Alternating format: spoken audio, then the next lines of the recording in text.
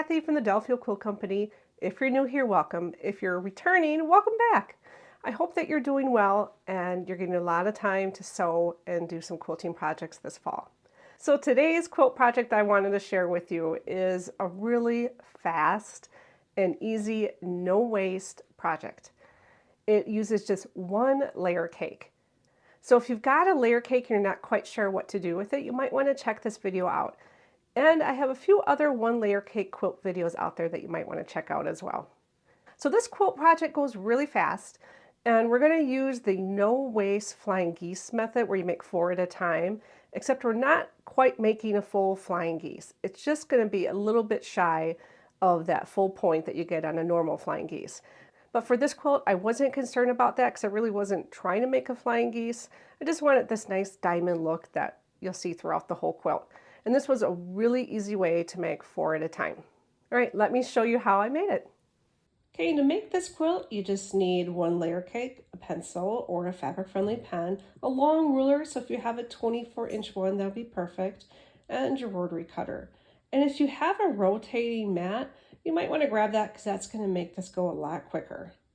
And the layer cake I'm using today is from Bonnie and Camille by Moda, and it's a Merry Little Christmas.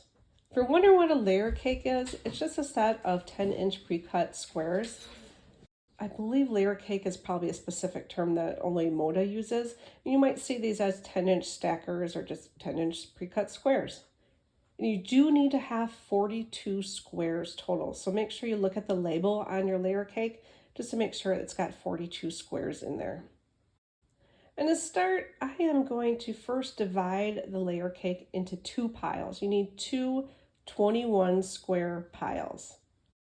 A lot of times layer cakes will have duplicate prints, so I'm just making sure that they're split between the 2 piles. I really like this collection I'm working with because it's got kind of a Nordic kind of retro style to it, and I just love that it's a Christmas print, but it's got some grays and blues in it. And you want to just make sure that you have 21 squares in each stack. So here I'm just double checking the count and they look pretty good. Okay, once you have your 2 stacks counted, we're going to take one of the stacks, and on the back of each of the squares in that stack, we're going to draw a diagonal line, first from the top left corner to the bottom right corner. And I am going to use the guides on my ruler. I'm using that 45-degree mark, lining it up on the side, and then I'm going to draw diagonally down the center here. And then I'm going to repeat that from the other corner. If you have your rotating mat, use that and it makes it go a lot faster. Okay, then when I have those lines drawn, I'm going to cut these squares into 4 squares. And I just want to make sure that my layer cake is a true 10-inch square. And then I'm going to measure 5 inches from the side, and then I'm just going to cut right down the middle. And then I'm going to turn it around, keeping the pieces together. Again, go 5 inches from the side and cut down the middle, and that's how I'm going to get my 4 squares. And when you cut these, just make sure you keep the 4 squares together. And you're going to repeat that with all 21 of the squares in that pile. Okay, now that I've got all of my pieces cut from that first stack, I'm going to go back to my second pile of 10-inch squares that are not cut, and I'm just going to pull a square, and then I'm going to pair it with a set of 4 of the 5-inch squares that I just cut. And I want to make sure those 4 squares are from the same layer cake piece. And I also want to make sure that they complement but contrast the 10-inch square. And I'm just going to take 2 of the 5-inch squares and lay them facing down on top of the 10-inch square. And I'm going to make sure there's one in the top left corner and one in the bottom right corner. And I want to make sure that line that I drew earlier on both of those squares makes a nice straight diagonal line on that 10-inch square. And I do want to put a few pins just to make sure that these squares stay in place.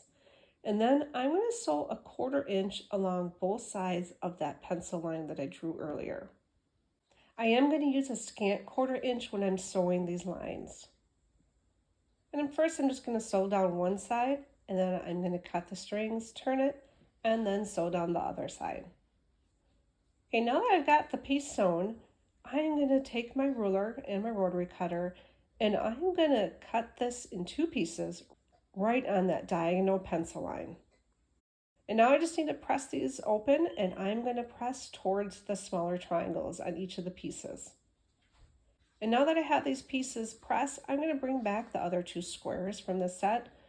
And then I'm going to place this so the top corner aligns with the unsewn top corner of the bigger piece. And then the bottom corner is right between the 2 points of those smaller triangles. And I want to make sure that that diagonal line goes right from that top corner and ends in between these two smaller triangles. And I'm going to repeat that on the other piece. And make sure you put a pin to keep these in place. And then just like before, I'm going to sew 1/4 inch from both sides of the line. Okay, now that I've got those pieces sewn, I'm just going to again take my big ruler here and my rotary cutter and just slice right on that pencil line. And I'm going to do that for the second piece as well. And now these are ready to press, and I'm again going to just press it towards the smaller triangle. Okay, now these are all pressed. You can see I've got 4 of these almost flying geese blocks at a time, which really makes this whole project go really quick. And to create the diamond, I am just going to sew 2 of these pieces together. I am going to try to line up the seams as best I can, but I am using my fingers just to kind of make sure I can feel that those seams are nice and aligned. And I'm going to just put a pin to keep this in place. Then I'm going to sew 1/4 inch on the long side here. And here's what the finished piece looks like. Now you could square these pieces up if you wanted to. It measures about 8.5 inches. You just want to be consistent on your square size. I actually didn't find any reason to do that for this quilt, and I was okay with not squaring up because, again, I wanted to make a really fast quilt. But certainly if you want to square this up, I would encourage you to do so. Okay, now I've got to lay this out, and this is going to be 6 columns by 7 rows. And I think laying this out is actually probably the hardest part of this quilt, just because you want to make sure you've got a nice contrasting pattern here. Okay, now I've got a few of the rows put together, and I did press the seams to one side and then just flip to the other side for the next row. And I want to make sure when I'm assembling this that I've got the seams lined up nicely for every center of the diamond and then every block seam. I'm just making sure that I have those lined, and I'm carefully just putting a pin at that seam intersection just to make sure they all stay nice and straight together. And then I'm going to just go ahead and sew the rows. And here's what the finished quilt top looks like. Now I just need to quilt it. So thank you so much for watching this video. I hope that you like this tutorial. If you haven't yet, please subscribe and visit our little quilt shop at delfieldquiltco.com.